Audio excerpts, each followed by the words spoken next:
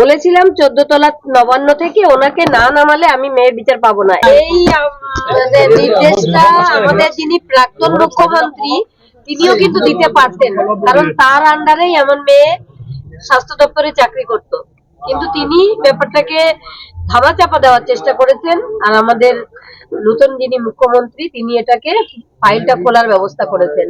এটাই তফাৎ দুজন মন্ত্রীর মধ্যে। ভরসা আমার সবসময়ই ছিল, কোন সময় আমি ভাবিনি যে আমার মেয়ের বিচার পাবো না। ন্যায় বিচার, ন্যায়ের পথে লড়াইয়ে আমি থাকবো সবসময়, শুধু আমার মেয়ের জন্য নয়, সমস্ত মেয়েদের জন্য এই লড়াইয়ে আমি সমস্ত মায়েদের বলবো যে আপনারাও প্রতিবাদ করবেন।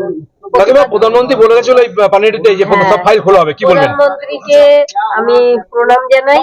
তিনি বলেছিলেন যে ফাইল খোলা হবে এবং সেটাই হয়েছে।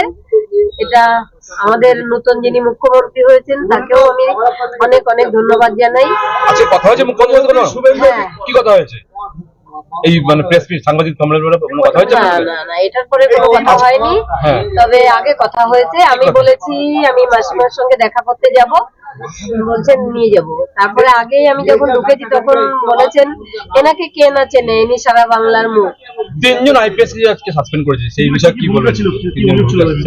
এরা আমরা যখন হসপিটালে ঢুকেছি তখন বিনীত গোয়েল এবং সোফিয়া মল্লিক, মুরারিধর শর্মা ভেতরে ছিলেন।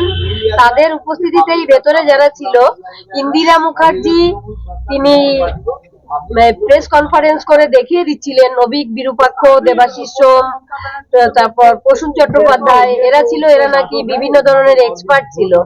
এটা ইন্দিরা মুখার্জি মিথ্যে কথা বলেছেন প্রেস মিট করেই। অভিষেক গুপ্তা আমাদের বাড়িতে টাকা নিয়ে এসেছিলেন এবং আমাদের এই যে এমএলএ, তারপর এই যে চেয়ারম্যান এবং আমাদের পাশের বাড়ির সঞ্জীব মুখার্জি, এরাই ডেকে নিয়ে এসেছিল টাকা দিতে। তো টাকাটা ওনাকে কে দিয়েছিল? আইপিএস আমরা জানি না, এখনো আসল মাথা বাকি। আসল মাথা মানে সেই প্রাক্তন মুখ্যমন্ত্রী, তার বিনা অনুমোদিতে কোনো কাজ হয়নি। আমার মেয়ের খুন থেকে শুরু করে তার তথ্য প্রমাণ লোপাট করা, এমনকি দ্রুততার সঙ্গে পুড়িয়ে দেওয়া, সবকিছুই তখন মুখ্যমন্ত্রী মানে প্রাক্তন মুখ্যমন্ত্রী মমতা ব্যানার্জির নিয়ম মেনেই হয়েছে। উনি বর্তমান যিনি মুখ্যমন্ত্রী যে দায়িত্ব নিল, যে তৎপরতা দেখিয়েছে, প্রাক্তন মুখ্যমন্ত্রী তৎপরতা দরকার ছিল কি? অবশ্যই ছিল। আমার মেয়ে স্বাস্থ্য দপ্তরের কর্মী ছিল, উনি কেন করলেন এরকম তথ্য প্রমাণ লোপাট?